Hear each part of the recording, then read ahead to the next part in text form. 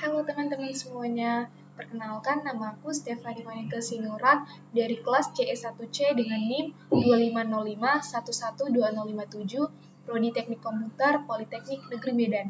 Nah, kali ini aku akan mereview jenis-jenis RAM atau secara spesifiknya DDR RAM.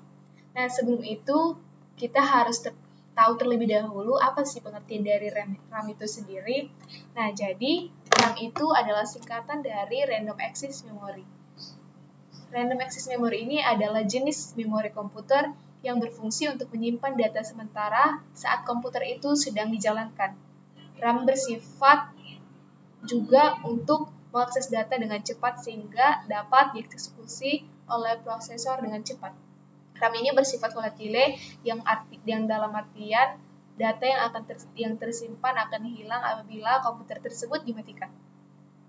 Nah, apa sih itu DDR? DDR itu adalah singkatan Double Date Rate. DDR adalah teknologi pada RAM yang membuat RAM bisa mengirim data 2 kali dalam satu siklus clock. DDR jauh lebih cepat dibanding RAM generasi lama seperti CD-RAM. Nah, DDR itu terbagi menjadi menjadi 5 generasi. Yang pertama adalah DDR1. DDR1 ini menggunakan teknologi double clock cycle CDRAM, hanya mampu melakukan single clock sehingga mampu mentransfer data lebih cepat. Spesifikasinya itu kecepatannya sekitar 200 sampai 400 MHz, tegangannya itu 2,5 volt. Nah, RAM jenis ini cocok untuk komputer jadul seperti komputer tahun 2002 dan komputer komputer tahun 2005. Pada zaman sekarang ini hampir tidak dipakai lagi jenis DDR1 ini. Lalu ada DDR2.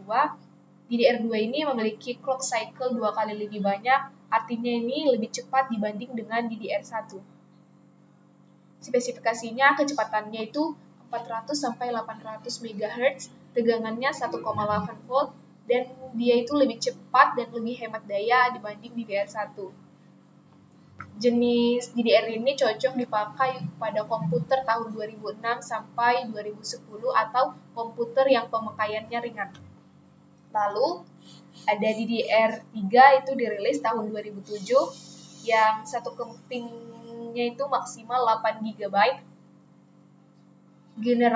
Generasi ini sangat populer dan masih sangat banyak dipakai di zaman sekarang ini. Spesifikasinya kecepatannya itu 800 sampai 2133 MHz, tegangannya itu 1,5 volt dan kapasitasnya lebih besar. Jenis RAM ini cocok dipakai pada komputer sekolah, kantor, ataupun untuk komputer pendidikan seperti di kampus karena dia itu multitasking dan ringan gitu dibawa untuk bekerja. Keunggulannya ini harga lebih murah dan performanya stabil.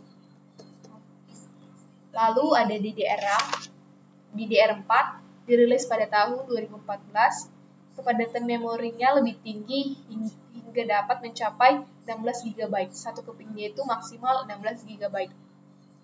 Nah, RAM jenis ini lebih banyak dipakai di generasi sekarang karena spesifikasinya itu kecepatannya 2133 sampai 3200 MHz, bahkan bisa lebih.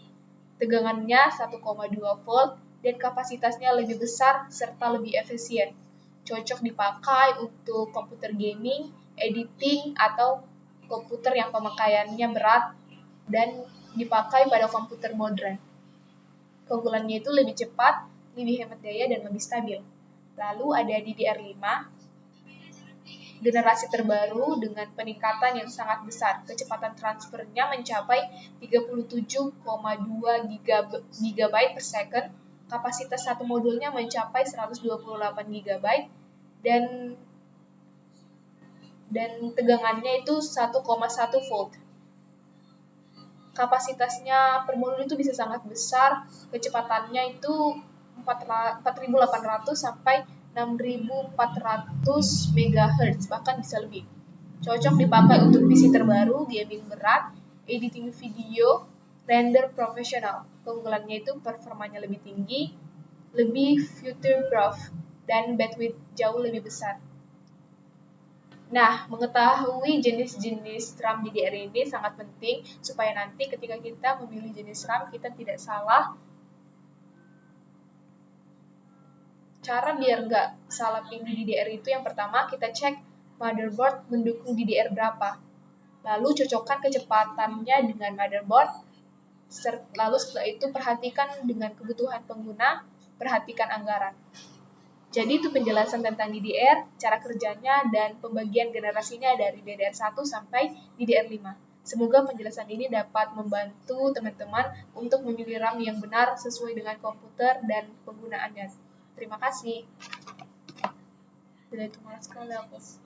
Udah mau